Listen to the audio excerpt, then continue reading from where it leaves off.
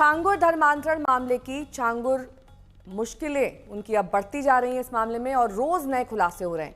अब छांगुर और नवीन की कोर्ट में पेशी है। ईडी ने 10 दिन की रिमांड की अर्जी दी है। वहीं इस केस में छांगुर के करीबियों पर एक्शन शुरू हो गया है। क्राइम ब्रांच के एक इंस्पेक्टर को सस्पेंड कर दिया गया है।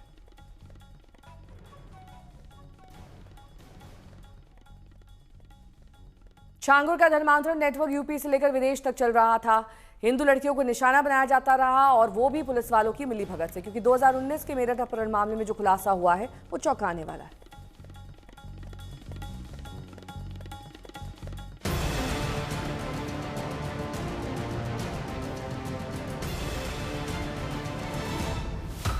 नाम अब्दुल रहमान सिद्दीकी, तैनाती गाजियाबाद क्राइम ब्रांच, पद प्रभारी इंस्पेक्टर, आरोप छांगुर का मददगार, कार्रवाई सस्पेंड।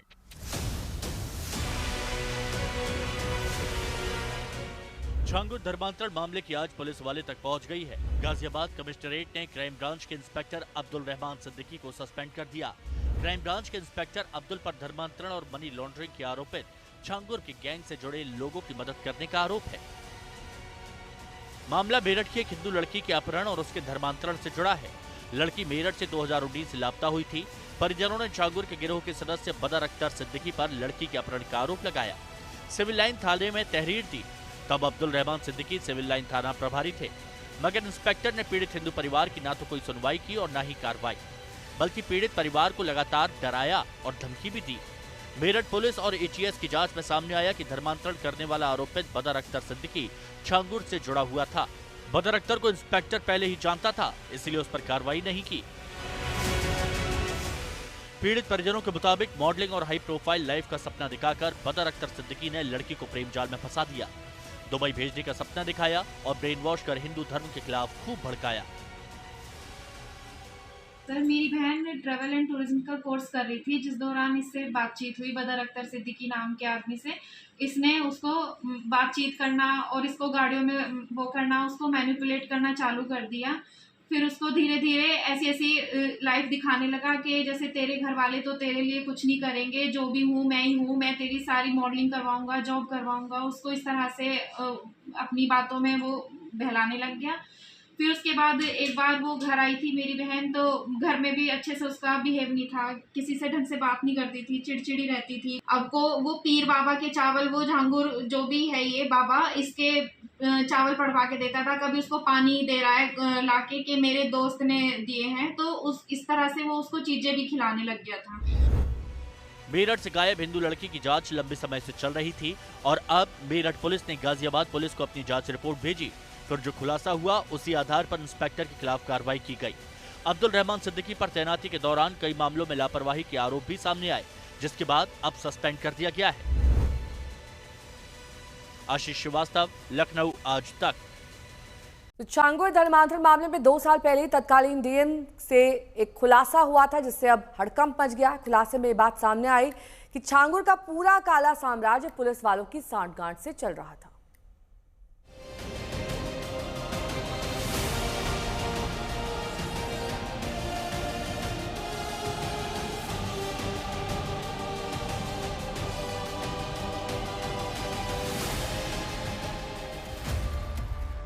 छांगुर के मददगार अधिकारियों पर बड़ा खुलासा। अधिकारियों के छांगुर से साठगांठ के सबूत। कार्रवाई होती तो पहले ही पकड़ा जाता छांगुर का नेटवर्क। छांगुर की धर्मांतरण कंपनी के अधर्म अधिकारी। अलग अलग शहरों की लड़कियों को बहला फुसलाकर धर्म बदलने की साजिश में शामिल छांगुर के पाप लोक पर सबसे बड़ा खुलासा हुआ है। खुलासा ये कि छांगुर का ये काला साम्राज्य अधिकारियों और पुलिस वालों की साठगांठ से ही फल फूल रहा था। खुलासा ये कि धर्मांतरण का ये रैकेट अधिकारियों के नाक के नीचे ही चल रहा था, लेकिन सब सन्नाटे में थे। दरअसल आज तक को मिली एक्सक्लूसिव जानकारी के मुताबिक 2 साल पहले ही तत्कालीन डीएम ने छांगुर के करीबी पूर्व विधायक और पुलिस पर मिलीभगत का आरोप लगाते हुए एक गोपनीय चिट्ठी लिखी थी। जांच के लिए ईडी और बाकी एजेंसियों को बलरामपुर आकर जांच करने की जरूरत बताई थी। पुलिस और अपराधियों की गठजोड़ पर डीएम की 150 पन्नों की रिपोर्ट पर यह चौंकाने वाला खुलासा सामने आया है। रिपोर्ट में पुलिस वालों को संगठित रूप से छांगुर के करीबी रहे गैंगस्टर हाशमी और कई अपराधियों की मदद करने की बातें भी लिखी गई हैं। रिपोर्ट में यह भी आरोप लगाया गया है कि किस तरीके से 3 बार मुकदमा दर्ज करने के बाद भी पुलिस आरोपी को गिरफ्तार नहीं कर पाई। जी हां, जहां एक तरफ एजेंसीज अपनी जांच का दायरा बढ़ा रही हैं, वहीं दूसरी तरफ स्थानीय पुलिस अधिकारियों और छांगुर के बीच संलिप्तता की बातें लगातार सामने आ रही हैं। दरअसल एजेंसीज ने अब उस रिपोर्ट का भी संज्ञान लिया है जो 2 साल पहले बलरामपुर के तत्कालीन जिलाधिकारी ने शासन को लिखी थी। 150 पन्नों की इस रिपोर्ट में लिखा है कि कैसे अतरौला पुलिस ने संगठित रूप से छांगुर के करीबी रहे गैंगस्टर और अन्य अपराधियों के साथ मिली भगत करके उनकी मदद करी। यही नहीं, 3 बार मुकदमा दर्ज कराने के बाद भी पुलिस द्वारा आरोपी को गिरफ्तार नहीं किया गया।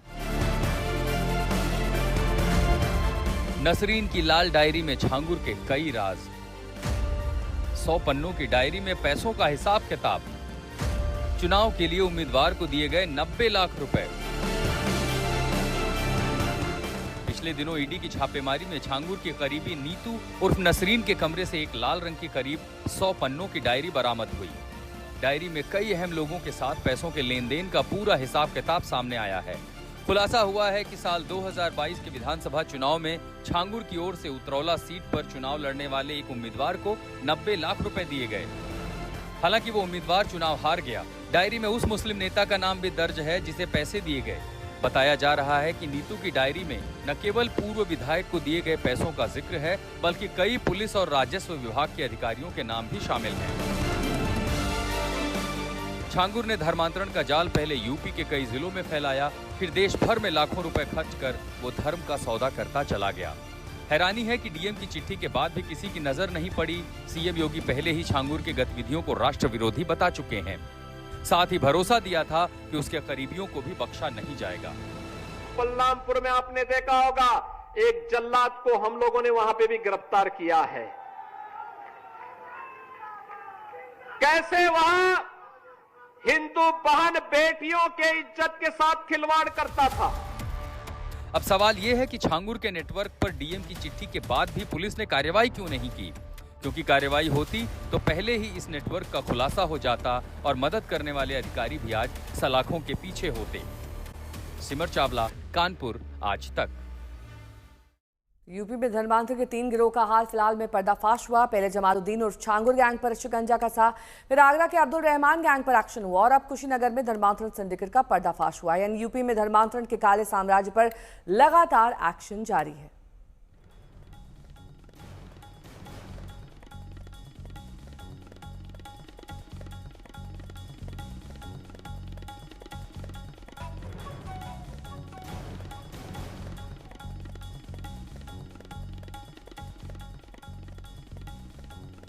वहीं गुजरात एटीएस ने आतंक के एक बड़े मॉड्यूल का खुलासा किया है। गिरफ्तारियां नोएडा, दिल्ली और गुजरात से हुई हैं। एटीएस कई दिन से इन संदिग्धों पर नजर बनाए हुए था और जैसे ही शुरुआती सबूत मिले उन्हें गिरफ्तार कर लिया गया। एटीएस ने बताया कि लोग गजवाए हिंद की तैयारी कर रहे थे।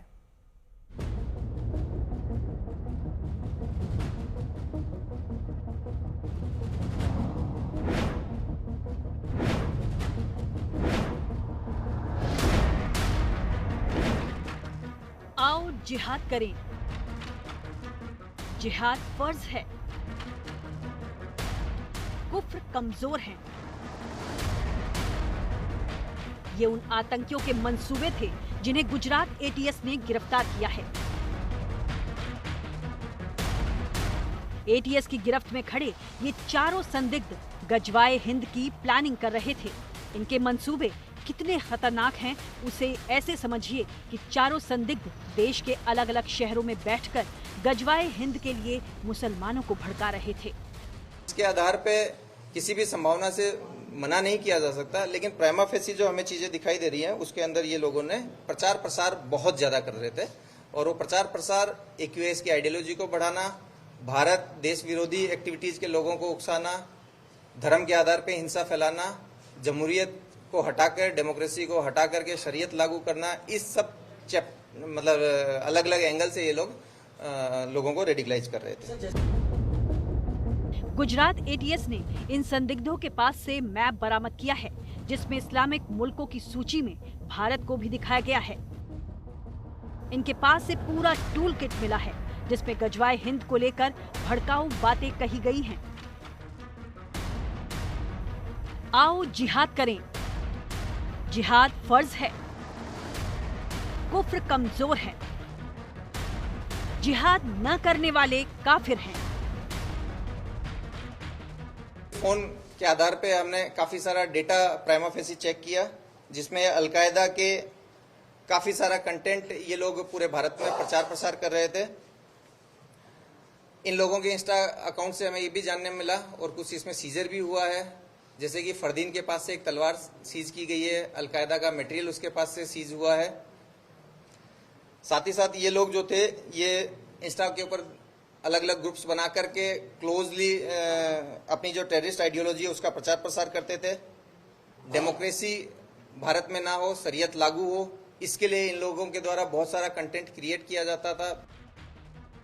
इन चारों संदिग्धों को एटीएस ने अलग अलग शहरों से पकड़ा है। अहमदाबाद से मोहम्मद फरदीन, नोएडा से जीशान अली, दिल्ली से मोहम्मद फैग और गुजरात के अरवली से सैफुल्लाह कुरैशी की गिरफ्तारी हुई है। इन सभी आतंकियों के फोन, अलग अलग इंस्टा आईडी, क्या इन्हें किसी की तरफ से फंडिंग होती थी या नहीं, इसकी भी जांच की जाएगी। साथ ही में दिल्ली से जिस आतंकी को गिरफ्तार किया गया है वो पाकिस्तान के साथ सीधा संपर्क में था। पाकिस्तानी जो 2 इंस्टाग्राम अकाउंट है उसके साथ संपर्क में था और उनके साथ सीधे तौर पर जो अलकायदा के साथ जुड़ी हुई जानकारियां थी उनकी आदान प्रदान करके देश में कई सारे इंस्टाग्राम जो फेक आईडी थे उसके माध्यम से लोगों को भी कहीं ना कहीं गुमराह करने की कोशिश की जा रही थी। ये चारों संदिग्ध सोशल मीडिया पर देश के खिलाफ बड़ी साजिश रच रहे थे। इन पर आतंकी संगठन अलकायदा के लिए काम करने का आरोप है। फिलहाल एटीएस अब हर एंगल से तफ्तीश कर रही है कि देश में और कहां-कहां जिहादियों का नेटवर्क फैला है। अहमदाबाद से अतुल तिवारी और दिल्ली से अरविंद ओझा के साथ आज तक ब्यूरो।